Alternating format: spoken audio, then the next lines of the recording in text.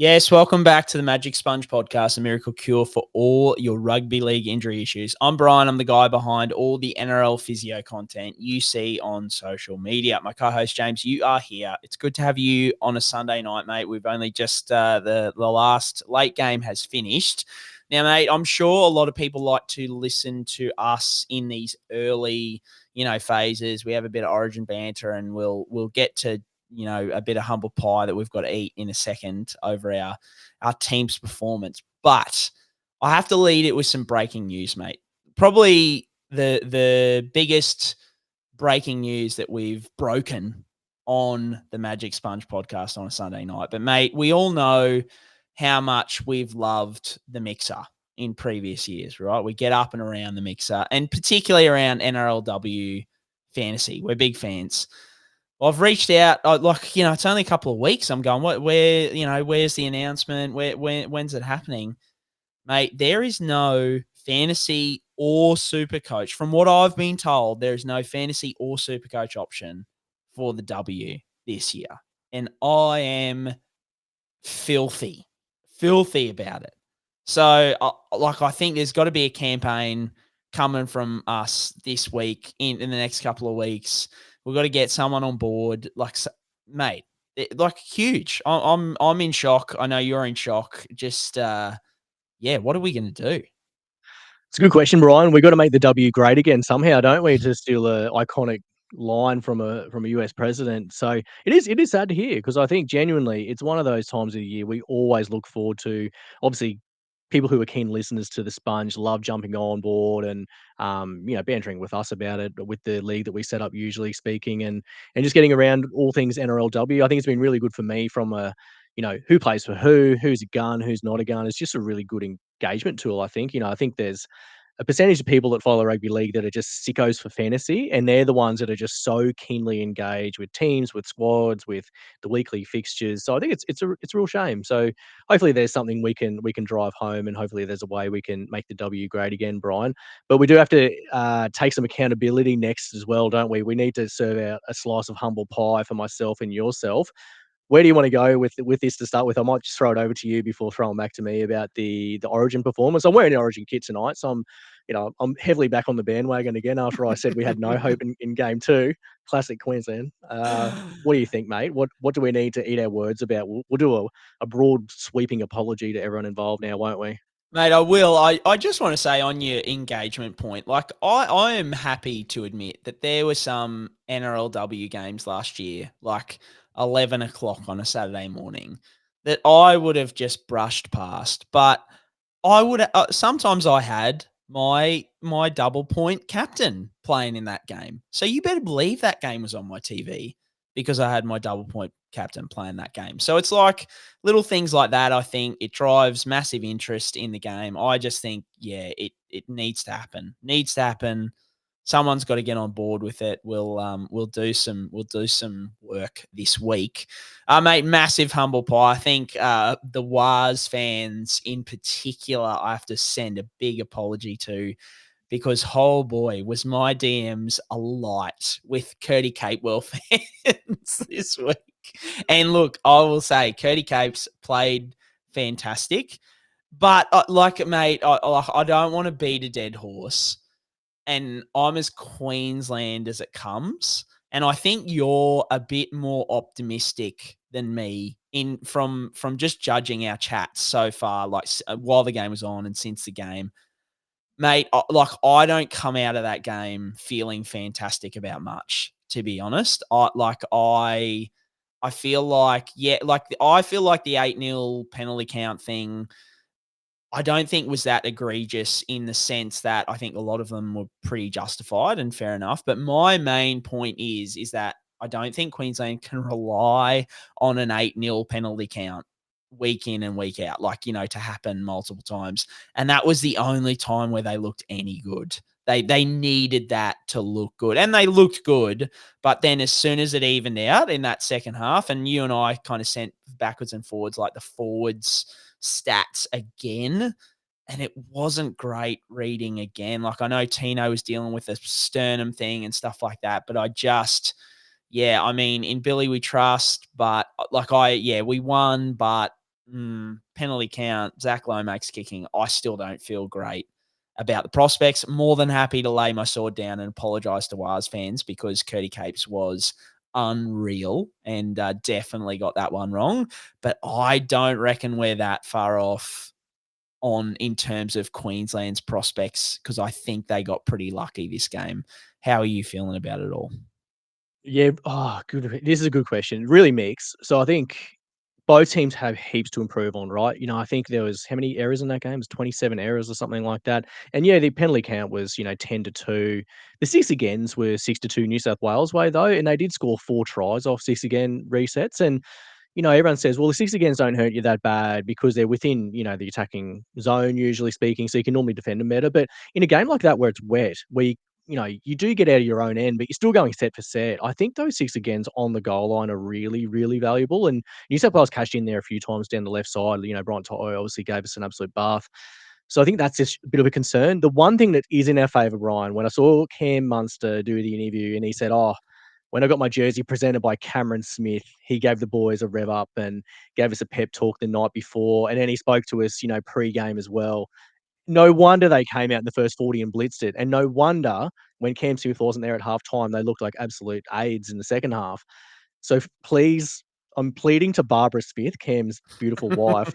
I know she got a diamond ring from the NRL a while ago. We really need Cam. So if you want to get sized up for another diamond ring, Barbara, on behalf of everyone in Queensland, we will do whatever it takes to get Cam Smith into the coaching box again for game 3 because we need him more than anything else. I think that's what is going to make or break us, Brian, for game 3. We need Cam Smith. We need the GOAT. He's the man who's won more than anyone else at that arena. But boy, oh boy, if there was ever a time we got to send out the bat signal for Cameron Smith, we need a hero to step in and step up for us. Mate, I have a cracker for you. So you tinfoil hat. You're a big tinfoil hat man, right? Always. So Always. I hope I'm not stepping out of line here in passing off Roasty's theory, but I'm in a group chat with him and he's like, "Boys, have you heard my Cam Munster theory?" And I was like, "No, mate, I haven't, but please tell me." And he's like, "The theory is mustache, he loses. No mustache, he wins." Now he sent through 2017 Origin debut, no mustache, win. 2018 down 1-0 heading into game 2, must win game. After rocking early beard growth in game 1, he turns up with a clear stash. 18-14 loss, series over. And he's tracked it through all the years. Game 1, 2022, man of the match, and went on to win the series. No mustache. 2023 series, no mustache, and won. So he, Cam Munster, was being interviewed on I think it was the Levels podcast, with Scope and Roasty really knows nice. a few of those boys. Yeah. And so he said, "Can you ask Cam Munster about this? This is pre-Origin." Yeah. Cam goes, "Holy shit, he shaved off his mustache for game 2." That's the best. Like, that is so good. So, so inadvertently, Roasty, who is a big New South Wales fan, he's tipped us into good fortune. Thanks, Roasty. What a legend. He's already a ripping bloke. He's just leveled up to God tier in my books. That's the best. Oh, man. I had such a good laugh about that because he'd done so much research. And the fact that then they've tipped Munster onto it, all time. Yeah, probably the best conspiracy theory we might have had on this sweet podcast because we've had a few, but that is as good as it gets, especially if Munster got wind and he was like, you know what? I'm shaving it off and we're going to get the boys home. That's the best. How good. Oh, man. So good. So hopefully no mustache for game 3. We'll see how we go. All right, guys, let's get into it. We are on YouTube, everywhere you get your podcasts. We're your one-stop shop for all things injury analysis in the NRL. We hit all the in-game injuries. We loop it all back to Supercoach and Fantasy, all of those things. So let's get into the injury wrap for this week, which is brought to you by Pain Pod, drug-free pain relief anyone can use. I don't know exactly what he's done. I would have thought it was an ankle, but I'm just guessing. He shouldn't be out for a long period of time. I mean, I'm no doctor. We have to wait for the scans, obviously, but that'd be more positive than negative. Round 16 wrap-up, Brian. We're going to go to the HIAs firstly. So Jayden Campbell and Marata Niukore are the two names on this list. Where do you want to start for the HIAs, Brian? Yeah, mate. Like as per usual, I think there's a lot of Jayden Campbell owners in Supercoach, so there's a fair bit of interest around this one. He got deemed Category 1, came off pretty filthy himself. Not happy to be taken off, and I think he would have been even unhappier to hear that he was deemed Category 1. In the little bit of footage that we saw, it looked like he got knocked out. So it looked relatively clear. But the thing I'll say, and I say it all the time, and I think it's probably clear. Like usually, people, and I've had a few people message me being like, "Oh, because it was Category 1, he won't be able to challenge and those kind of things." But I need to make it clear to everyone listening: it does not matter. Category 1, Category 2, Category 17.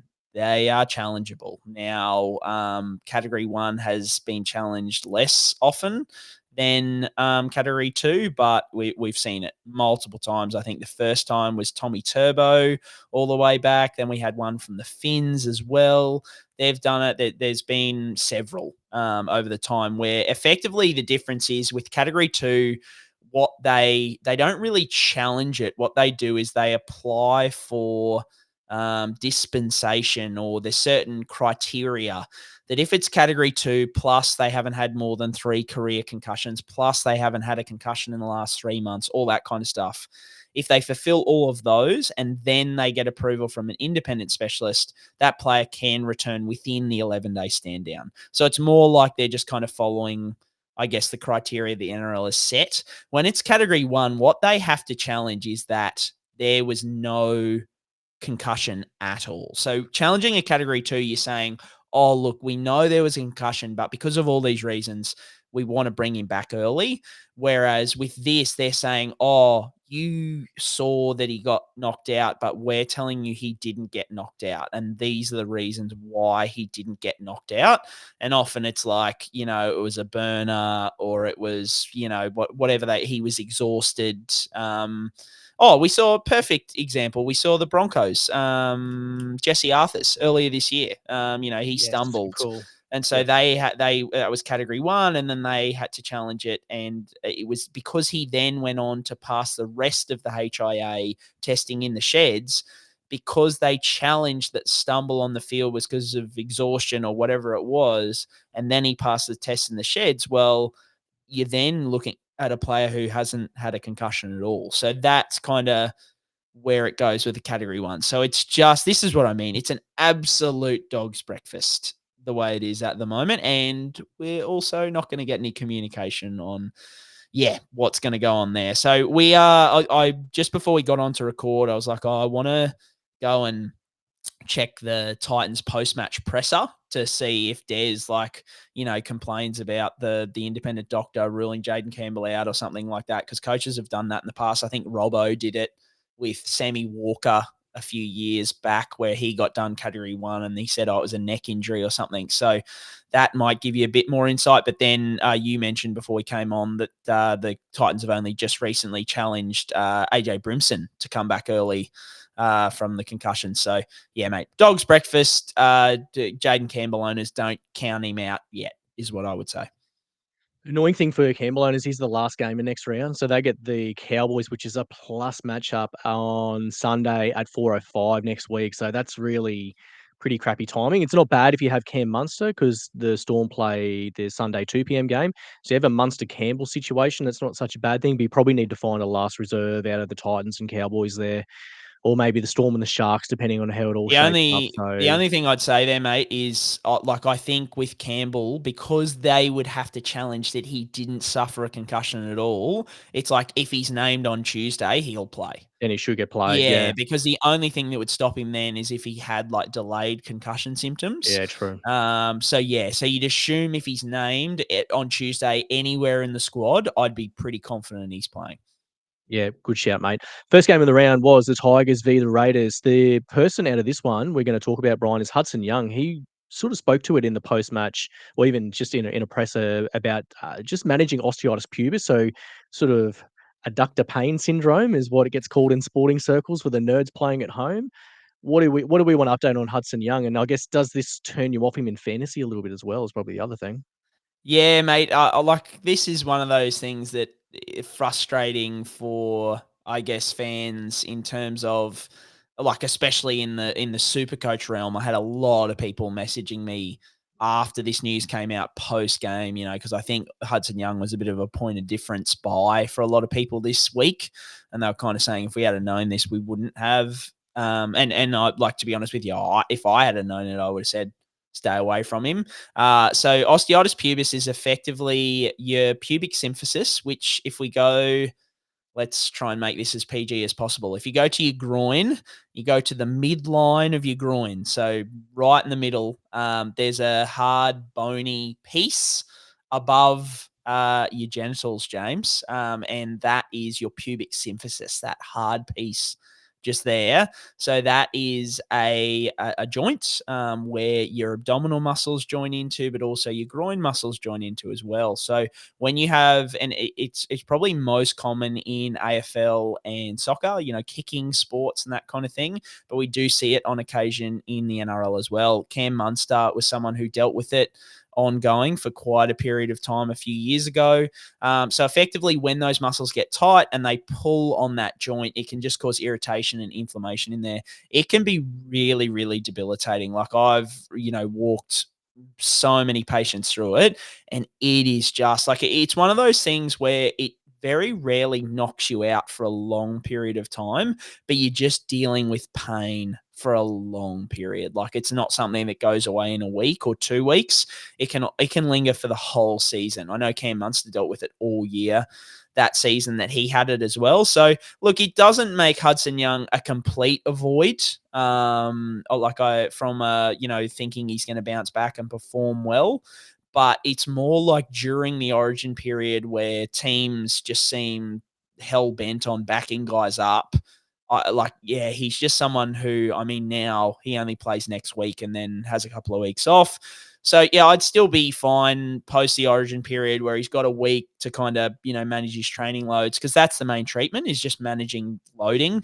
So they'll just back on his training loads. But how do you feel about him, mate? Like, I think he's just someone you look at. Like, if you've got him, I don't think you sell him. I don't think it's that crazy. But I think post round 20, he's still not a horrible buy, especially the way he's been going so far this season. Round 20 is a good time frame. I think if you were going to have a look, you'd probably have a look at round 20, or even just take a round 20 look and maybe bring in round 21. If he's still playing 80 minutes, he's pretty primo at the position, Brien, isn't he? And he's going to be a high upside player as well. He's kind of got the biggest ceiling in the second row position at the moment, bar Eli Katoa. But even so, this year he's been miles ahead of Eli Katoa. So I wouldn't begrudge anyone for doing that, just depending on how he gets through game 3. He played about 48 minutes in game 2, I think. So he's not playing big minutes through Origin, but obviously him backing up is one of those things you just want to watch how he gets through the next little bit of time. Warriors vs Panthers were the next one, Brien, here. So Dallin Watene Zelezniak's been diagnosed as a high-grade syndesmosis injury, probably going to be, well, I'd assume, looking at surgery there for DWZ. Then the other one was Luke Metcalf, who was carrying what has been reported as a quad cork into that game. So that means he wasn't goal kicking for this match, was it, Brien?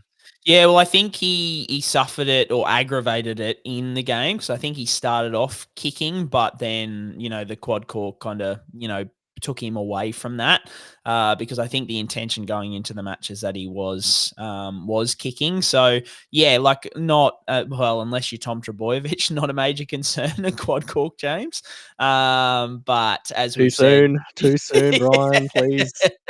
Don't mention that right now. Don't need it to ruin my night. Pour one out for Tommy Turbo. But we've spoken about, look, corks in normal circumstances, not anything to be majorly worried about. Yes, there is some aggravation risk. So if he cops another blow to that area, that can cause some problems. But I need, like, those with PTSD, like Turbo PTSD, and maybe you got Metcalf sitting there. Like, Turbo is almost worst case scenario for how a cork. Like, I have not seen a cork worse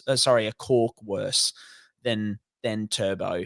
Most of them, they play the next week and then you'd never know that they had a cork moving forward. So that's like 90% of these corks. So don't stress about that. And yeah, DWZ, brutal mechanism. I think the tackler has been charged with a hip drop because, yeah, it came down right on the ankle there, twisted it violently. moderate to high grade. He might be someone who is visiting our good friends over at Arthrex to get one of those tight ropes because it's I'd say he'd be looking at least 4 to 6 weeks, but potentially surgery in 6 to 8 weeks, unfortunately. Yeah, sad news for DWZ there after the big return back from the wrist earlier in the year. Finns v Knights here. This was a hell of a game, Brian. I know bad outcome for the Dolphins there, but my God, it was a game that the Knights threw everything at it. Josh Kerr was ruled out pre-game for the Finns with the hamstring, so another middle four just missing for the Dolphins, which was just the last position they needed to go down. And then for the Knights, Greg Marzhew was ruled out pre-game with that neck concern. He was always 50-50 for this game, even though he was named earlier in the week. Then from this game, Jack Bostock, ACL injury, his season looks like it's over, returning for next season most likely. And then Fletcher Sharpe's been diagnosed with a lacerated kidney. I think there was conjecture whether he failed a HIA, but it looks like it's a bit more of a serious situation there for Fletcher Sharpe, Ryan, doesn't it? Yeah, mate. I think initially it was announced as like he'd failed his HIA, but the details aren't super clear at the moment as to whether they just said failed HIA because he had that abdominal pain or whether he actually failed HIA. The mechanism didn't look super crazy. Like usually with these lacerated internal organs, you're going to get like a knee to the side or for the kidney to the back, that kind of thing. It just looked like he got tackled, hard from behind, but it didn't seem to be like a knee in there or an elbow or anything like that.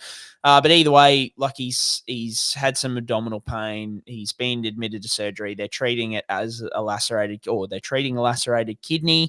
So look, for those playing along at home, we probably don't know. So your kidneys are at your back there, kind of located in around mid to lower back. They are very, very important for filtering the blood and helping with urination and these kind of things. And so I guess the overall thing is that they're quite important for the function of your whole system, right? So once we start talking about these medical issues where we're talking about system problems, the recovery time is much less clear. Like it's not like a hamstring strain where there's very clear guidelines. For a lacerated kidney, it can be really, really wide depending on how the person functions through that. So first of all, he's going to have to spend quite a few days in Perth because he's not going to be able to travel with that lacerated kidney. So he's going to have to stay there for observation. And he's going to come back. Look, like I would say in general, and we've had lacerated kidneys before in the NRL and in contact sports in general, the usual recovery time is 4 to 6 weeks, I'd say, is where probably 75 to 80% of the cases that I've seen fall.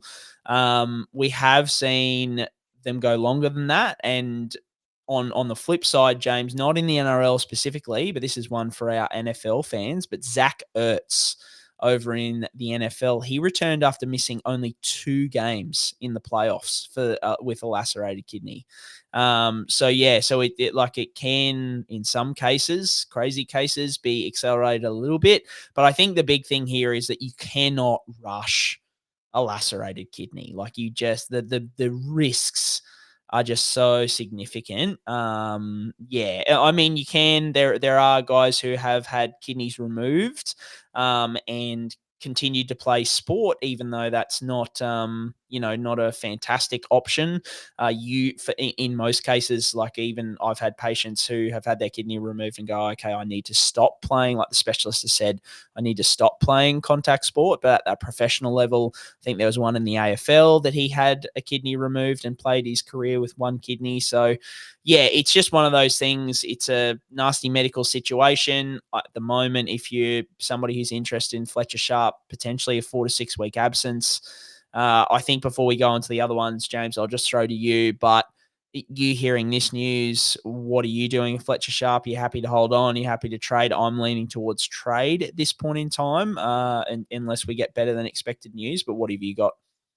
It was trade for me. It was going to be a trade for me going into the week as well, Brian, before he got injured and dropped a bit of coin, but he's definitely a trade now. I think he's at a premium price. You can move him nearly sideways to Carraz or Lomax at price, or, you're still a little bit away from Herbie Farnworth, but you're closer than a heck of a lot of other players. So I think your 3 upgrades are there just waiting for you. So that'd be the way I go. I like it. So, yeah, Jack, mate, I just don't want to talk about the rest of these guys because my Finns are just there. it's not good.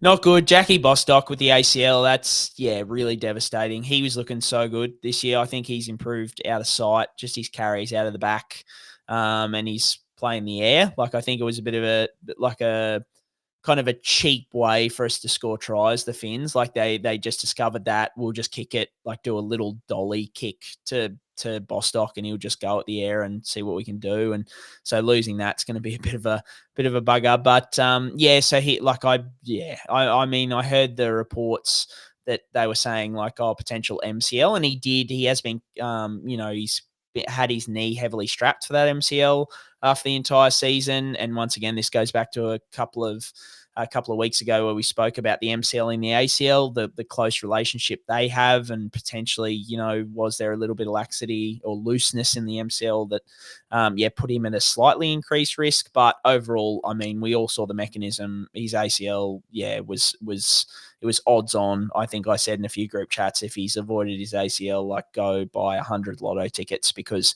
he'll be very, very lucky. So he's facing, 9 months on the sidelines. I think round 1 will be about 8.5 months away now. So, I think the biggest thing is just coming back in next season. You probably expect him to take a little bit of time to warm into it. Josh Kerr, hamstring injury. It's minor. They're hoping he's back next week, potentially after the bye. The Finns just getting absolutely walloped in the middle. I think that was like six of their middles were out over the weekend. So, their middle forwards are really getting tested. And then Greg Marzhew with his neck injury. So he got ruled out pre-game. We spoke about him last week in terms of the wide range of outcomes for him. And I'll reiterate that. Now, like, a few people asking, is it just a precaution? Like, there's a chance it was just precautionary, but there's also a chance that his neck doesn't settle down and it could end his season. Like, it literally could end his season. So I think, like, the odds are definitely in his favor. The fact that they named him this week and they gave him the week, for it to settle down, that hopefully he's back in the next week or two, potentially after the bye. But it's not an exaggeration to say that his season could be over if that neck doesn't settle down, because there's definitely a chance that they named him while his neck was still sore, say on the Tuesday, just hoping that it would settle down over the week, and it didn't. And then it continues to not settle down. So that's my worry with this kind of injury, is just the wide range of outcomes. And for me, I just think he's another one. Like, I'd sell Fletcher Sharpe before him, because we've probably got more certainty around, say, a Fletcher Sharpe. But I think if you don't have too many fires, I think he's a sell as well. James, what are your thoughts on that? Yeah, I'd be looking at selling Marzhew, just given the fact he's not going to play around 18. If you really need those 18 numbers, he's probably looking like a sell. And I think just what we see with these sort of discogenic things is they can flare up on and off really consistently as well. So the risk of re-injury is high there. So I moved off him this week just for those playing alone at home, because I just thought, it's just a situation I don't really want to be hanging on to and hanging in, which is given the way that Greg plays as well. Rabbitohs vs Storm was next on the slate, Brien, but no injuries to talk out of that one. So we'll move to the Broncos via the Sharks. Oregon Kafusi was ruled out pre-game with a hamstring injury. Then Teig Wilton was a eye injury that I think he went to hospital for, Brien. It wasn't a HIA failure as such, but he went to hospital because of lack of vision in that eye. So I don't know the outcome of what's going on there for Teig. They think it was just a scratch. So hopefully just just a precautionary move, and there's no retinal detachment or anything like that. So, hopefully back next week. I think we had an eye injury a couple of weeks ago where similar sort of thing happened, and that player was back the next week as well. So hopefully the same here. And then Oregon Kafusi, hamstring injury. Haven't heard the grading on that one, so not sure with that one yet. Nice shout, Brien. So Roosters vs Cowboys next. Nat Butcher was ruled out pre-game with the MCL. Looks like he's re-injured that MCL that he was carrying for, I think it was 6 weeks up until the previous week he got named. Then out of this game, Siua Wong looks like an MCL injury there. So that's concerning for Siua Wong owners. And Sandon Smith has been reported as a knee injury. Bit conflicting this one, Brien, because I think in the presser or via the sideline, they said, no, not really that concerned. But then it sounds like he's going for scans. So are we concerned or are we not concerned for Sandon Smith? It sounds a bit more concerning than not, doesn't it? I'm a bit concerned, mate, because I think he took the goal kick afterwards. So he did all the tests. He took the goal kick, but then, like, he was limping on the sidelines and they took him off. And I'm like, I Like, I feel like if there was no concern, like they were kind of saying, they'd run out and be like, nah, mate, like you need to come off. Whereas it almost looked like he was like, nah, I'm no good. Like, get me off. So, yeah, I mean, so they said on the sideline during the game, we're not concerned. But then Robbo said in the post-match presser, he's gone for scans. So I'm a bit nervous. The mechanism, I went and slowed it down. The views weren't fantastic, but I did see one of those mechanisms which we spoke about with Shanae Sissoko and Max Plath when they did their MCLs, where they fell down, and effectively what happens is the top leg kind of falls either in front or behind the bottom leg, and then a player falls on top of them from the top. So effectively what happens is their hip and their foot kind of create this space for the falling player to then like collapse their knee inwards. So I just wonder whether there is an MCL injury there. We saw with Plath and Chisolka that ended up in like a significant MCL injury. So I mean, look, I'm not going to go too heavily off the footage because the footage wasn't great. But just with the news that he's going for a scan now, I'm a bit nervous, especially as a Sandon Smith owner. So yeah, I'm not counting on him at this point in time. Moving forward, I think it could. There could absolutely be a situation where he's out for 3 to 4 weeks, which would be big news in the Supercoach world. That is for sure. Siua Wong, he's another one who I own. I think he's in a lot of trouble. I did not like that, James. I don't know about you, mate, but I know we're policing tackles and people get over it, but that I hate that tackle. Like that's almost my least favorite tackle. Like I think I called out like Tane Milne a couple of seasons ago, and look, that wasn't as bad as Tane Milne by any stretch of the imagination. But I hate it when there's two guys hanging on and not much is happening, and that third guy just gets it wrong. Like going like that's how you snap ACLs, it's how you snap MCLs, it's how you snap syndesmosis, or syndesmoses. But yeah, cool. Yep. yeah, that's right. But yeah, I just hate it. I know there was no malice in it, but it's just poor technique, like going that low. So, yeah, I think he's moderate to high grade. I'm counting on him missing at least a month, like a month to 2 months. So that's not good. And then speaking of MCLs, the triple MCL for the Roosters, Nat Butcher, MCL, he aggravated the MCL at training. I cannot tell you how rare that is. Yeah, like especially at training to re-aggravate it and also re-aggravate it high grade by what they've said, because it's like another 6 weeks on the sideline. So yeah, poor old Nat Butcher. But yeah, I think we could have a triple MCL there, and hopefully Sandon Smith is the healthiest of the lot. But yeah, don't like that he's going for scans, because I think you and I would both know those hands-on tests, usually if it's like a minor MCL, that knee is going to feel nice and stable. It's just going to be a little bit sore. And more often than not, there'd be many times they wouldn't even scan that, because they're like, oh, look, knee feels real stable. I'm pretty happy with it. The fact that there might be some instability there has got me pretty nervous. It's a pretty tricky situation, Brian, because Sandon Smith's got the bye next week, so you're probably going to be down to your second hooker for fantasy purposes anyway. And then, obviously, he's a really good cover for round 18, round 19, but Sam Walker is pegged in at around round 19, round 20 from the broken thumb. So there might be a foreseeable situation if he's missing a couple of weeks, or maybe he misses round 18 or round 19. He's a definite sell, because it's going to be really good cover over them. But then Sam Walker comes back, and then Murphy's that whole situation. And I think initially when Sam Walker was named to return, it was Sam Walker and Savala that were going to be the halves, with Sandon coming off the bench. So you're probably on borrowed time for Sandon Smith regardless. You probably want to move him by round 20 anyway. So this might just be the little shot in the arm that you need, maybe this round or maybe round 18 if you're really on that bye week and you have the extra trade that you might want to move him on at that point in time, would be the advice. Eels vs Titans was next, Brian. So Ryley Smith from the Eels was a leg laceration. Don't know severity here, or if he's going to be in doubt of missing time next week, do you think? Yeah, we saw kind of the worst case scenario with JMK with those leg cuts, so you can miss a week or two, and especially if there's an infection. Actually, I heard over the weekend that there's like a bazillion people at the Finns who've got staph infections. Apparently, it's just rampant through the club, like not only players but staff too. So yeah, hygiene. Come on, Vince, what's doing?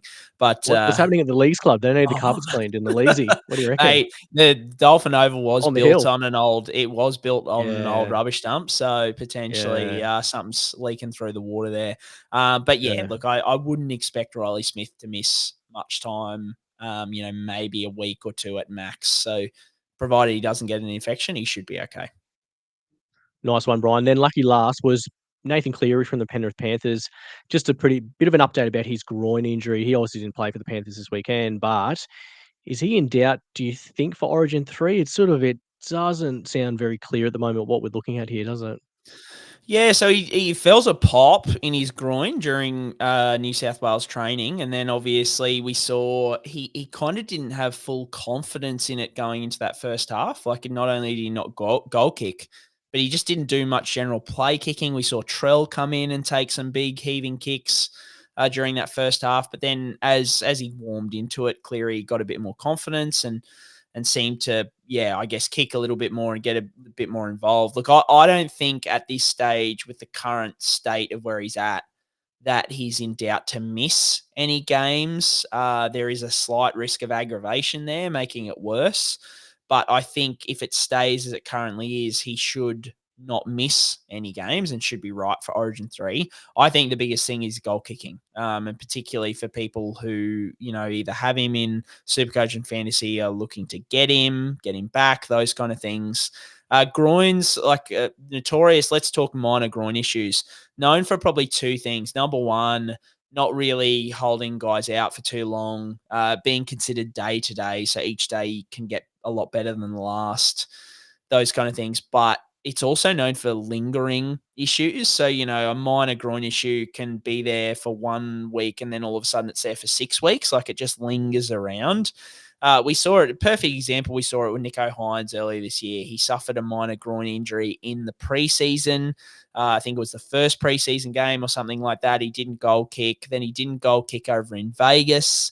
And then finally we came back about a month later, I think, from the initial injury for round 2. He finally took the goal kicking boots back. So it's one of those things where it could limit him for a couple of weeks in terms of the goal kicking. He's someone who I sold this week sort of before the news of the groin injury because he wasn't backing up and playing the Dogs next week. And now that the groin injury just made it a definite for me. Like, I'm happy to kind of sit back, wait, and not even bring him back in until he's goal kicking again, and that might not be in round 19. It might not be in round 20. So I'm pretty happy to just chill out with Nicho and Hughes and kind of see how that situation plays out. What about you, mate? Like, let's put yourselves in the shoes of somebody who still has Cleary potentially. What would you be doing with him, with the understanding now that he's playing next week and then he only misses, maybe even maximum 1 week before he backs up after Origin in round 19? What would you do with him if you're a Cleary holder? Depends on how many trades you've got, I guess, doesn't it, Brian? Like, I don't begrudge anyone for hanging on to him. Like, I think that's a reasonable thing, but I probably would be more inclined to sell. Like, I think if you can get Jerome Hughes and downgrade, get a bit of money, gives you that extra cover, is a good compliment to Nicho through this whole period through to round 19. That'd be the way I'd go. But it depends on how many trades you got. If you're just looking at other fires in your team that are going to play for you, then I don't have any issues with it at all. I think you really need to choose. It's really those three, isn't it? The position. It's Cleary, Nicho, and Jerome. I don't think there's too many other more attractive options than that. So I wouldn't even look at parachuting someone in. It'd be rotating between those three guys would be my state of play. Does this interest you in Paul Alamotti again, Brian? Do we get Paul back in after your Magic Round savant with him? Mate, between him and Isaac Tungo, there is too much trauma there. You've been absolutely roasted by them. I tell you what, though. I tell you who I am looking at, and we'll get to Supercoach Corner lately, but I started looking at Brian To'o today, and I'm like, maybe he bucks the curse for me, the Penrith outside back curse, because I've had a rank time with him. But I've got to let Paul go. I can't. He scored 80 this week. It was such a good buy, James. I swear it was a good buy. Oh my god. Just had to hang on. All right. Good wrap up there, Brian. So we're going to launch into the questions that have been submitted through the broadcast channel. So thank you, as always, for submitting those ones through the broadcast channel. First question is about Keaon Koloamatangi. How on earth did he get through playing after fracturing his eye socket the week prior? This is a good nerdy question here, Brian. We've got a shout out to give as well for the intel on this one. Yeah, so look, like I think I want to make it clear that this has happened before in the past, and particularly, like I'll put it this way: we speak a lot about professional sports, but I've seen this happen locally as well. Like like I've had probably 2 or 3 players cleared like the next week to play like grand finals, club grand finals and those kind of things. So it depends on where the fracture is in the eye socket, and the surgeon and what's at stake and all those kind of things. But effectively, if you look at the rim of the eye, which is like the outer side of the eye and that bony part that you can feel, it's quite thick and it sits right up against the eye. So if you have any like further trauma to the area, it could like displace the bone and put the eye at risk. Whereas like the floor, which is the bottom of the eye socket and the inner wall, the bone is very thin and there's really low risk of eye damage because it had kind of to like the way and we shout out to Dr. Wal Watkins. He's a facial surgeon who I speak to a lot about any of these kind of facial injuries in the NRL. He's a great resource for me. And I really appreciate sort of when he puts me in my place and lets me know, no, this is usually I'm on the right track, but he kind of clarifies for me, which is good. But effectively, the way he put it to me is effectively you kind of need enough force to break the eye again and then displace the eye socket to kind of put that inner fracture at risk. So you kind of need to suffer an eye socket fracture all over again to put it at risk. So the actual where it is on the floor of the inner wall, it doesn't kind of make you more at risk. It's only if you fully fracture your eye socket again, arguably there's some risk there. So usually they look at, is there any persistent double vision? Has the position of the eye changed? So usually it'll go down or back in the socket. They see any of that, that's when surgery is required and those kind of things. But if it's in the floor, if it's on the inner side of the eye, sort of near the nose, the eye's sitting in the original position and there's no double vision, it's kind of like, like Dr. Watkins says, like play on, let's go for it. So, yep, it's something, it sounds pretty crazy, but this is where like medicine gets pretty cool, in my opinion, is that it's something where he's got a fracture, but he's just got a fracture in a really good spot and you can kind of get away with it. And especially when it's around the eye, that kind of shit amazes me, which is really cool. Yeah, it's unreal. I think it's awesome little intel that you're able to get out of that. So that's really good to see. Question number 2 is about Reece Walsh. So good one for the Broncos fans who play along with us here. I guess there was footage of Reece Walsh warming up today. Surely it can't be good for him to play on in that much pain. What are your thoughts about that question there, Brian? Yeah, I think we've spoken about PCL injuries in the past and how like how much pain they can cause, high risk of aggravation of pain, those kind of things. Look, like it's for general people, like I agree with it. Like surely it can't be good for him. Like it's not good to play through a PCL that is constantly giving you pain or it might be a bit unstable or something like that. But so much of what these guys do week in and week out isn't good for their bodies, James. Like, there are guys playing through, Hudson Young playing through osteitis pubis, not great for his body. Payne Haas playing through a groin issue, not good for his body. Like, it's all on the scale of like how much not good are we going to put up with? So to talk through like PCL injuries, so when you have a knee without a PCL or a PCL that's scarred up, it just leaves you at an increased risk of like pain aggravation, but B, it's more like longer term stuff. So if the PCL is not fully functional and not doing its best job, and what we really rely on from a physio perspective, like I rehab people all the time back from these. And what we're looking for is quad strength. We want those quads to be the best quads in Australia, because if the quads are working really, really well, it kind of offsets the loss of that PCL a little bit, which helps. But say the quads aren't quite doing their job, or maybe the PCL is a little bit more unstable than we'd like. The main thing is that the dispersion of the forces through the cartilage, through the meniscus, those kind of things in the knee can be altered. And they're really specifically built for the way the force is dispersed. So if that changes, that can cause like early onset osteoarthritis. It can cause meniscus tears, these kind of things. So it does put you at an increased risk of kind of longer term issues, but in the shorter term, it's mainly just like, ow, my knee copped a knock, and it's like 7 out of 10, 8 out of 10, 9 out of 10 pain. And we saw he was in a lot of pain in the warm up, but then played, I thought, relatively well. Late on tries, was busting lines. He did look a little bit limited. Like he bust into the backfield at one point there, and I'm like, oh, he's not in full stride there. Like, yeah, and it just shows you the PCL can limit you. And this is what we spoke about. It can limit you a little bit in the short term, particularly. So yeah, like I guess the answer is no, it's not good for him, but also, like, is he able to do it without catastrophic risks? And the answer is yes at this point in time. Yeah, I mean, you're a big Bronx fan. You probably say that Reece, in his current state, is still, better than trying to put somebody else back at fullback. And then not only that, like, knowing what probably not huge risks at this point in time. Look, I think the other thing to make apparent to people as well is just the taping that often gets used for PCLs makes you look a bit gimpy on it too, if you know what I mean. So, like, some people's mechanics or their running pattern when they're at full tilt, just because of the strapping, can be quite limiting, because they want to obviously block certain things from moving in certain directions with taping, and to safeguard certain structures in the knee. But there's no question that the Broncos are a far, far, far better football team, particularly in the red zone with Reece Walsh on balls. It was apparent today.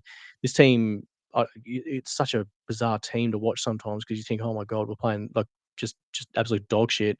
And then all of a sudden you just get a little bit of attacking ball, and Reece Walsh can just turn that into a try scoring opportunity. And we really need him, because without him, when we were missing him with the PCL injury, we were no good in the red zone, especially. And it's no coincidence that since he's come back, we've been looking a heck of a lot better. So just hopefully he can just keep going, keep playing well. He's got the round 18 bye, I think, as well. So that he's probably sort of looking like, if I can just get through round 17, then I can get a week off and maybe just unload a little bit or strengthen up a little bit more. Then I can launch into 19 through 27 for the run home, and hopefully get the Broncos into the finals, which would be a good outcome for Madge Maguire. At the moment on the ladder, they're sitting at 5th, which, God, they don't feel like the 5th best team in the comp, I must say. But if you can just get a bit of health going into the back end of the season, and Carrigan and Haas can get through okay, they could do some damage. Mate, Bronx Next are question, Brian, playing is round 18. So could be a they little are. sneaky I didn't buy. think they were. That Sorry, could be my a bad. little heart pick for you, mate. Could Jump on be. Reece Could Walsh. be. I didn't think they had. So they must Yeah, buy no. later. Have I cooked that?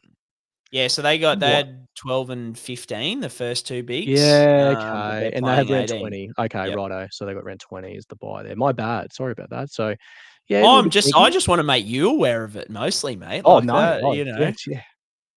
Don't need to ask me twice. They do have the Bulldogs around 18, which is not the best, but they will be Origin limited. So, but then again, the Bronx will be as well. So is that super sexy? Don't know so much. They got Warriors, Bulldogs, Titans. And it's not bad. Then by Para, South Storm, Finns, Knights. It's actually a pretty soft run home for the Broncos. Really soft, actually. So he might be one to look at, especially if Drinkwater sort of cools off like he has been recently. It might be sort of a sideways move there for Reece Walsh. Next story, Brian, is about the injuries that New South Wales had in camp in the lead up to game 2. There was sort of whispers and mutterings that the Eels weren't super stoked about how Mitch Moses was managed with his training loads. Do you have any thoughts on that or comments on that, or is it just sort of sucked into the Blues? Is that all we want to add in here? I mean, yes, absolutely, like number one. But I mean, look, like when there's smoke, there's fire. Potentially, I think New South Wales have come out and pretty vehemently denied those allegations. But the Telly and I think the Sydney Morning Herald were both reporting that people in the Eels and then people in the Panthers weren't super happy about the Nathan Cleary news and these kind of things. So by what I've heard, or what the reports have kind of stated in the papers, Moses had that calf issue that we've known about since Origin 1, and that the Eels have been managing his training loads, kind of not putting him through full training until captain's run every week effectively. And then they played the Monday, before Origin. And then they had him full training by Thursday, kind of 3 days later, and that's when he did his calf. So, yeah, I mean, we had the thing with Latrell a couple of seasons ago where he wasn't happy with how an injury was treated in Origin camp too. So, yeah, I mean, look, all I know, mate, is you don't hear any of this coming out of Queensland, my friend. We're happy with the all the management up here. We only go back to, what was it, Moses Mbai. He had an allergic reaction a couple of years ago and had to be That's right. revived. The kiss of life. That's what our medical staff's doing. So, that's all I want to say is that, they make medicos better up here in Queensland, James, I They think. must do, yeah. There must be something to that. A bit more aptitude up here. Next question, Brian, is about all these guys backing up through Origin. It's a bit of a broad question, but we've seen Payne Haas, we've seen Hudson Young, we've spoken about them earlier. Is this a situation where we think, oh, geez, these guys are high risk of re-injury? Are we talking, dare I say it, ticking time bomb? What do you think about all these guys backing up, even if, we do know they're playing through an Eagles? I guess Payne Haas is a pretty good example, isn't he? He's played through, the quad in game 1 and the groin in game 2. Well, you're going to have to hold Payne Haas together by paper mache by game 3 if you're a Bronx fan. It's all getting a bit concerning, isn't it? Mate, how about the effort from Harry him? Like Grant as well, yeah. Payne Haas, he based like a hunt, like he scored just absolutely massive, played huge minutes, like obviously aggravated it. Like I got messages from people at the ground being like, "Oh man, Payne is like limping up the tunnel, like he's on the sidelines, like limping around." And I was like, "Holy shit!" Like maybe he did aggravate something, but yeah, they just went in, strapped it up tighter, and out he goes. So I think I said in the broadcast channel, if you're ever wondering if players play through these minor groin issues because there's not major risk, here's Exhibit A, right, with Payne. But I think globally, I was glad someone asked this because I've been shook with how many of these guys are backing up, especially coming back after Perth. We've seen every year, we've seen a soft tissue injury, like a significant soft tissue injury off guys backing up from Origin. So with all these guys coming back from Perth, I just did not expect to see many of them back up. And you talk about Payne Haas, Hudson Young, dealing with stuff. Oh, I could not believe Harry Grant played 84 minutes the other night after. That's wild. That's the mate, craziest if one. Harry Grant goes down injured, the Storm are in all sorts. If he blows a hammy, which he's done this season, really, really shocked. So I think it's kind of recalibrated me a little bit. If there's anyone out there who's good at stats, and can figure this out, but I'd love to know the percentage of players who have backed up from Origin like this year compared to previous years, because maybe it's recency bias, but it just feels like this year such a higher percentage of players is backing up. So maybe there's been a recalibration. Maybe they just shut them down during the week, like they really offload them from a training perspective and just get them up for the game and then go again. I don't know. But I've been very surprised because I always put down this week as like, oh yeah, not many players will back up, but they've just been killing it. So yeah, it's definitely been a surprise. From a fantasy point of view, I think that was all the chatter going into the week, wasn't it? It was like you just cannot count on many of these guys getting through it. I think, we talked about, even Munster and Tino. Xavier Coates obviously sat out, but there was a lot of people that we thought, oh, geez, they're probably due a rest if possible from Perth, but pretty much all of them played. There was very few people that sat out. So, yeah, it was really interesting to see. So, be one that will be very interesting come round sort of 18, round 19, I would dare say as well, where we see those guys back up again. Next question, Brian, is about the Warriors keeping Lukey Metcalf on the field when he looked like he was restricted. I guess we know now it was a Cork, so probably not the worst play in the world there, is it? Yeah, no, as I said, Tommy Turbo is the worst case scenario, but every other one, there's no. What you have to toss up is in that case, because there's no real significant danger to Metcalf himself.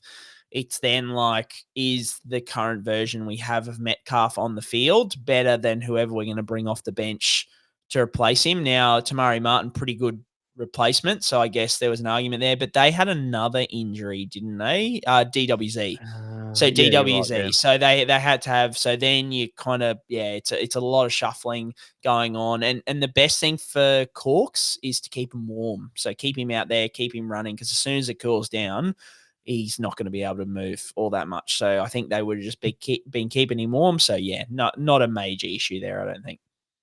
Yeah, good shout. So the next question is about Jonah Pezzett, Brian. So how did he go on his return from his second knee concern? So he had the ACL, and he had another surgery, which we didn't really hear what the specifics were. Sounded like arthroscopic knee surgery again. How did he go today playing cup? Did he come back through the Falcons on Sunny Coast, Yep, on the Honey Toast? Falcons. Yep, Falcons. Yep. Also, thanks to you, mate, during the week. Anybody out there who's looking for a Falcons jersey, on sale $40 at the moment Yep. on the Falcons website. So get on board because I love a good Q Cup jersey, I can tell you. But yeah, by all accounts, really good. He posted up a photo. I saw some highlights. It looked like he got through unscathed, and he posted up a photo, happy. So that's always a good sign. So yeah, good to see him back, and hopefully he goes the rest of the year uninjured. And the number one reason why expansion is a good idea, because Jonah Pezzett should be playing NRL week in and week out, I reckon. Yeah, really good shout. Really good shout. Next one is, what are your thoughts on team injury reports and why they hide their injuries, Brian? We've sort of covered this a fair few times this season already, haven't we, this sort of chat? Yeah, I think very, very quickly, just competitive advantage. I think number one, number two. So what I mean by competitive advantage is if a guy is carrying like a shoulder injury, you don't want the opposition to know, so they send like traffic at that whatever that shoulder may be. And then number two, players' private medical stuff. Maybe they don't want stuff getting out. It might affect, future job opportunities or something like that. So, I see the reasons behind it. I also see the reasons behind, having accurate injury reporting in terms of like the stakeholders, like the fans and those kind of things. I don't really lean into the betting stuff all that much, but more like you can only see like the evidence is in my account. Like, but the only reason I have the followers that I have is because heaps of people are interested in the injuries that these players suffer, and they're, so there's an appetite there for it. But I think I can understand why that doesn't supersede the competitive advantage, players' right to privacy kind of thing. So yeah, I'm not super fussed on it, and I'm probably the person who could argue, I could benefit the most from it. But yeah, I'm not as stressed these days. Yeah, pretty well summarised there, mate. I can't think of any other things I'd add onto it. Got a couple more. So second last question is about Jason Taumalolo. He's obviously getting up there in age. He's had multiple calf injuries. Is he a really high injury risk now moving forward, given the nature of these injuries in his age? I think it's not just the calf; it's that degenerative knee issue as well, which I think was one of your all-time calls. The riding the bike up the mountain up there in the Castle Hill, preseason. yep. Yeah, we should should have been have seen smarter. it. We should have Should have been seen it. smarter. We should have seen it. But I just think overall, I'll put it this way: I would be shocked if he plays more than 20 games in a season for the rest of his career. I think, there's just a lot going on there, and he's going to have to be managed pretty well. What about you? Yeah, it's obviously just devastating to see someone who, for the younger fans, just his apex and how good he was at 13. Your star shines bright for such a short period in the NRL, doesn't it? Like really, especially with your middle forward, you really have that apex season, 2 season, 3 season. I think in his situation, it was probably a 5-year run where he was just literally unstoppable. I was like, change the eligibility rules to get this guy in Maroon, please. Unfortunately, we couldn't get that across the line. It would have been awesome to see him in Origin wearing a Queensland jersey, given where he came up and through. But yeah, it's sad to see someone who's past the apex here that they're going to have to manage due to injury concerns moving forward. Last one is, what are your best, if you could sort of make a wish list now, Brian, what are your best possible current spine players that you could take from any team? So we want to talk 9, 6, 7, and 1. Who would you steal from any club, anywhere? Doesn't matter what the price is. What's your spine looking like? Mate, like I feel like default I have to say Harry Grant at 9, but I don't know. He just hasn't been Harry Grant fantastic in the last couple of years. So I think I'd go Connor Watson. I like Connor. I think he is really killing it for the Roosters at the moment, and he's also super versatile, so I can go to other positions as well. So I'm probably going to go Connor. I'm going to go like super controversial here, mate, because I think my first 3 picks are all going to be New South Welshmen, because this is where it gets real spicy. Connor's already pretty spicy. Maybe I go Harry just to like have a Queenslander, like make it even. But my halves combo, I did think about this, and I'm foreshadowing like I reckon what we're gonna face in years to come. And also this is a bit of homerism, but at halfback, I would have Isaiah Katoa, because at 6, I would have Nathan Cleary. I reckon put Nath in like the roaming role, running role, and just let Isaiah guide the team around. That scares the shit out of me, because I think Cleary's running game's underrated. I reckon that's one of the better parts of his game. So I reckon he can actually play a running role pretty well. It worked well for Cronk and Thurston at times. So yeah, I think that's my halves combo. And then I think at fullback, if we're going like currently right at the moment, I'm probably going to go like either Teddy or Reece Walsh. Like Walsh has looked pretty good, but I think like Apex at his best, and I'm not even going to say Turbo, even though it would be Turbo Apex at his best, but I still reckon Ponga in terms of his all-round game. I just think he's obviously dealing with something at the moment, and maybe it's just shit form, but he's also got that ankle issue as well. But I think, Ponga at his ceiling is my fullback, my most well-rounded fullback that I'd love. What do you got for me, mate? How far off am I? No, you're sniffing around areas that I would be very keen on as well. I think Harry Grant's the undeniable at 9. I don't think there's too much contention about that as a call, especially at Clubland. Like, goes 80 and he does what he does at Clubland. It'd be probably a Cleary at 7 and a Munster at 6 for me. I still think Munster's still got a couple of Apex years left there, but I could see an argument if you said, all right, we're starting a team from scratch, all things considered, age, injury history, skill set. I would love a Matt Burton. I just think his skill set, his age, the size of the thing, he's a seriously talented footballer. I don't think we've seen the best of Matt Burton yet, and he's one that I'm like semi tempted on trading in this year for Supercoach purposes. And I think next year I'm going to start there again. He got injured at the start of this year, which kind of stitched me up, but he's one that I just think it just oozes talent. And I just think, the kicking game, the long kicking game, the goal kicking, the running game, the size, defensively, he's so good. I am a huge Matt Burton fan. So I think, if you said, you got to create a younger team, I would be Cleary and Burton. I really think that would be an unbelievable pairing. And I like Ponga at fullback as well. I think he's definitely one of the best fullbacks running around in the comp. Like, hard pick, Pappenhausen or Reece Walsh, but I think, when you look at them at their very best, what Kalen delivered last year was unbelievable. I know he's been unders this year and he hasn't had a great Origin series so far, but he's elite. He's something serious, Kalen Ponga. So I would probably lean that way as well. So I'm a little bit Queensland heavy, but I tell you what, Matt Burton, I just don't think we've seen the apex yet. Even though the Dogs are running first, they've lost 2 games this year.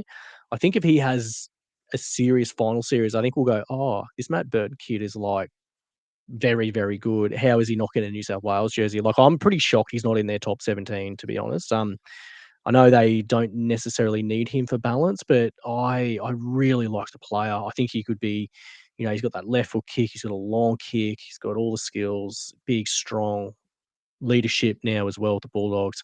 I don't know why people don't give him more credit, to be honest. I love Matty Burton.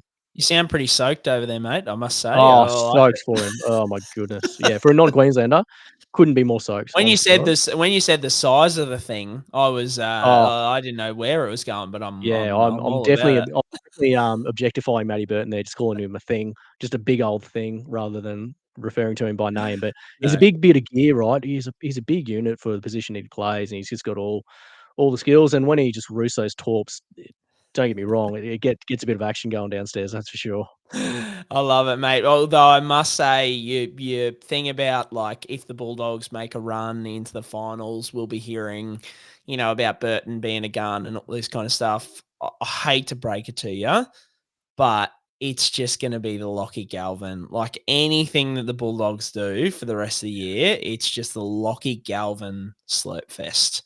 All right, that's I just think anything they do good or anything they do bad, it's going to be either end of the spectrum. If they're shit, it's going to be all Lockie Galvin's fault. He came in and fucked it. Whereas if they're good, it's like, oh my God, Gus was right.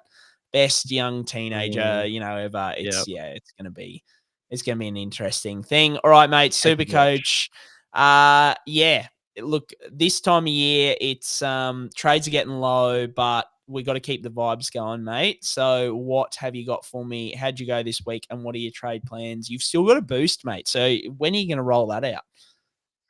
Mate, good question. I don't know how I've held it this long, to be honest, but I'm hanging in tight for a bit of a late season plan. So I'm 11.93 pre-updates tonight. So I VC Talon May and Captain Pappenhausen sadly. So I missed out on some better scores there from the captaincy point of view. So bit of a letdown. I traded out Greg Marzhew this week and Lawson from the centre wing spot. I traded in Aaron Clark and Jarrell Skelton. So not the greatest of trade-ins there. And a little bit vanilla there, Brian, as well. I probably should have chased some reverse cowgirl there rather than some missionary with Aaron Clark, but he did score well, and I think that's a pretty sound play.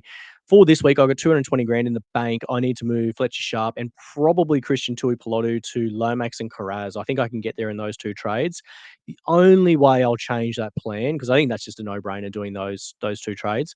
The only change to that would be if Sandon Smith misses longer and I need to get a hooker in, or if I chase a Karapani negative 82 break even for the Broncos left wing there. So really is my plans for now. If Sandon's just, waiting for news, I'm happy to cop Corey Pakes for round 17 if I need to. He's my second hooker. So I'm happy to wear his points if need be, because I think if you're looking for a downgrade at centre wing, if you don't want to get on Karapani, you can always go to Jed Stewart next round. So he would be a really great sort of nuff out option or round 18 option, because he's a basement level price on the left wing for Canberra, and his job security looks okay there, Brian, I think as well. So I think if you think, oh, do I chase Karapani this week? You may not necessarily have to. Obviously, Karapani plays 18 as well, so he's not a bad shout. He's a but bit more expensive too, isn't he? He's like he's 280 or 290. something. Yeah, Right. so he's not mega expensive, No. I guess. Like he's 100 grand on, but a negative 82 break even. If he scores anything, like he could just lap that anyway. So you probably need to size that up, because the Broncos don't mind shifting it left, do they? Jesse Arthurs was an absolute gold mine. Karapani's got 4 tries in 2 games, I think, as well, Brian. So they don't mind going out there and shifting it out there. Obviously, Shibasaki's turned into, second coming of Greg Inglis. Shout out to the Baller boys for that one. But yeah, there's options there at centre wing this week. It depends if you want to go up or go down. Lots in play there. So with those trades in mind, I'll have 16 people for round 18, albeit I've got a couple of duds in there and Corey Pakes and Pacifica Tonga. And then I've got 19 players for round 19. So I'm actually okay for these next couple of buy rounds if I do the Lomax and Carraz trade-ins. I really want to save my final boost for round 19, so then I can just have a set squad, and I've got about 4 or 5 trades left, and I'll just hang on for dear life for as long as I possibly can. So that's probably my plan as it stands right here, right now, Brian. What do you reckon about saving the boost till 19? I think I should be able to by then, just given my numbers. But it is tempting this week to chase 3 trades through centre wing and chase like a big time cash generator and a Lomax and a Carraz. Maybe even it gets me to a Herbie if I get a downgrade option as well. So I could boost this week and do that. But I think Jed Stewart's not a bad shout as well. If you just want to wait one more week and just trade someone down to him and generate the money to get to Herbie and Lomax and Carraz ASAP, because really that's the apex, isn't it? That's the setup you want at centre wing ideally. Yeah, with the state of our trades, and I'm a tradeaholic, so I burned my boost a long time ago. I would prefer to wait for Stewart, even though he's probably going to be shitter than Karapani in terms of scoring. But I'm just looking to free up the most cash, because I probably don't want to bring in the Karapani and then trade him out and use his cash. I'm more looking to just get the bait, and that's what I'm going to do with a couple of my trades as well.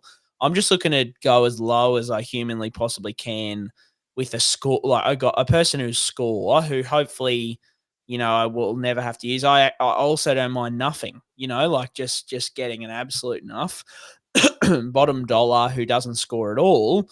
So yeah, and then you don't have the auto emergency kind of thing. So I don't mind that either. But yeah, I just think that's the thing. Karapani, if you've got trades, yeah, sure. But if not, then I don't hate just going bottom dollar. Bottom dollar for that, mate. I scored 1271. I brought in Hughes and Jack Bostock. So I've gone to Hiroti last week, injured. Gone to Bostock this week, injured. Yeah, it just hasn't gone well. I had it all in my head. Pretty much if Bostock made 150, which I think he was odds on to do before the ACL. I could have gone to Kiraz and Herbie with 2 trades this week and next week. 1 trade this week, 1 trade next week. And then I would have been sweet. Like my whole back line would have been set. Now I have to do it in like 3 or 4 trades, unfortunately, which is going to be hard. So I absolutely humped with injuries this week. So I had Bostock, Siua Wong, Jayden Campbell, and Sandon Smith. Now, mate, as you were talking, I'm like, I better check my team. And I clicked my phone. I've got like 5 messages from people being like, they said Jayden Campbell passed his HIA. Can he play next week? It's already in motion, mate. It's already in motion. They're already just leaking the information out there. Oh, happening again. It's Jayden, happening he passed. again. He passed. He passed the Jayden, HIA. sweet. Even though the first all these boys question, need him for SuperCoach. He was fine. Oh, Don't worry about it. Jesus. The first question, just so anybody knows, the first question is, did they show any Category 1 signs? So if they say no, he's failed. Sorry, if they say yes, he's failed his HIA. He can pass the testing in the sheds, but that's only part of the HIA. But anyway, there's a chance that we might have Campbell, so might not have to worry, because otherwise I have to play King Togia next week, which will be interesting. But not only will I have to potentially play King Togia, if Sandon is out, I have to play Jazz Tavanga. Now I'm hoping that Siebes, when he had his round of 7-minute meetings with everybody at the Seagulls, the 7-minute meeting was just a slurp fest over how good Jazz is. I feel like he couldn't have had any criticisms for Jazz. It had to all be positives. Like, Jazz, you're our best player. We need to get you in the middle and playing 70 minutes. It's a 7-slide PowerPoint presentation of his SuperCoach stats. That's what you want. Siebes, look at the impact. Look at the results. That's it. That's all we need. Put it all together. So what we need, apparently, PowerPoint. it's like big, they kicked people down in New South Wales Cup. All I'm asking for this week, and I do not ask much of Anthony Seibold, James. I know we always talk so highly of him on this show. We need a Jazz Tavanga in the number 13 jumper come Team List Tuesday. Because if that happens, all of my concerns, like my team is just flying. Even with these injuries, I'm super happy. If not, if he's a bench plotter again, I'm in all sorts. So trades, I think I'm going to go probably Fletcher Sharpe to Herbie or Kiraz. I think Herbie might be a bit out of touch, but I'd love to get him if I can, because I'll probably get Kiraz the next week and not have to pay, because I think Kiraz's break even still like 70 something. So even if he scores 100 again, he's not going to go up that much in price. I've probably missed the boat on Herbie, but it's like one of those things. I just want to get my team finished as quickly as possible. That's kind of my aim at the moment, is just to get it all sorted. If I have to trade Tavanga, I'm thinking actually down to like a Jayden Brayley type. He's about 300 or 280K or something like that. He played 80 this weekend, albeit because of an injury to Fletcher Sharpe, but he's been scoring like 40s and 50s. For 300K, I think, to plug in, I actually don't need that much cash to throw around. I don't have the trades to throw around too much cash. So I'm pretty happy to go to Tavanga, to Brayley, pocket like 230K, I think it is, or something like that, and then play around with that before 18, because I could go like a Fletcher Sharpe to, say, Herbie this week, and then I could go Kiraz in for like Jack Bostock next week if I get that 220 or so from Tavanga. So ideally they're kind of my 3 trades, but then I've got like Siua Wong sitting there as well. So I've got a lot of injured guys. So maybe I have to try and hold one of them, whoever's going to miss the least amount of time out of those. Then if Sandon's out, mate, I'm going to be all over the shop. But effectively I'm aiming for Herbie and Kiraz over the next 3 weeks, and then my team, I'm pretty happy with it. Like, second row, the only guy I probably don't have is Hudson Young. I just think other than that, and then Hooker's the only other place I probably need like a Harry Grant or a Connor Watson coming out of Origin, on the other side. But yeah, and then what do we do with Drinky? Is the other one, like the Cows, mate. Like, I'm sorry, I won't go on too long. We've been going a while, but like Todd Payton's got to be close to the sack up there, doesn't he? Like, because they were with Clifford in the halves, mate. They were 4-1 or something. I saw Rando post today. 4-1. 145. Yeah. Yeah. Like, So then it started doing? on a 3-game streak of losing, and then they won 4 of the next 5. And then he said, "Yeah, Jake, you're never going to play first grade the rest of this year. So see you later in the Queensland Cup." So, and then Jackson Purdue got moved from centres where he's playing really good into a new spot. I don't know What's happened to Tom in Duffy, camp. James? Like Tom Duffy, there's another one. Like, Playing now, but like I would be looking at Lockie Galvaning my way out of that club if I was Tom Duffy. Just FYI, I'd be looking at any other option to get the hell out of there. Yeah, mate. I don't know. So maybe I hold on to Drinky, hoping that that he gets a sack. But anyway, yeah, it's going to be a bit of a fluid week for me, depending on the injuries, because I reckon I'm going to have 3 or 4 injured guys to trade out, probably Sharpe, Bostock, and Siua Wong. So they're probably the 3. Yeah, it's just hard to trade Drinky when he's playing every game. Like it's really, really tricky. Like he's probably not a move till round 20, is he? When everyone's back on deck and everyone's mostly done their buys, but I don't know. He's not going real great at the moment, but hopefully someone else jumps out of the ground before that happens and you can move him on. Trell put up 100 on the weekend. Trell is vibey at the moment, Brian. He's looking really good. He always looks good. This is the thing. This is the Trell Mid experience, mate. Always good. And man, I want to get on him, to be honest. He's that, we're a sucker. We've already been let down. I think both you and I will have like pretty good sides with about 4 trades left. And I'm telling you, one of those last 4 trades is probably going to be used to bring in Trell Mitt. Jesus Christ. He's going to be about 630, 640 at the moment. Oh, man, that's going to be so tempting. That is going to be so tempting in round 20. That's when you do your boost. Do your boost in round 20. That's probably the one. Yeah, that's probably the shout. Because even fullback, if Kalen can somehow just get fit, Reece Walsh is only at, 600 grand. Kalen Pong is 540. This is pre-updates, obviously, but Latrell was at sub 600 this week. Like, there's a few guys knocking around there that aren't highly owned. Like, Kalen's 13%, Reece Walsh 3%, Latrell 3%. Not highly owned dudes. So yeah, you could really sort of, if you wanted to get super vibey, you could get a couple of points of difference in at fullback. That's for sure. I love it. All right, mate. I think that'll do us for tonight. That is a wrap. If you like the pod, give us a review. Recommend to a friend. James, have a good week, mate. I think that's us for this week. And anybody out there who has listened this far, find someone to do the NRLW Supercoach or Fantasy for us, please. Maybe the guys are the ballers. They might hook us up. All right, guys. As always, up the mighty, mighty Redcliffe Dolphins. Suspected broken left fibula.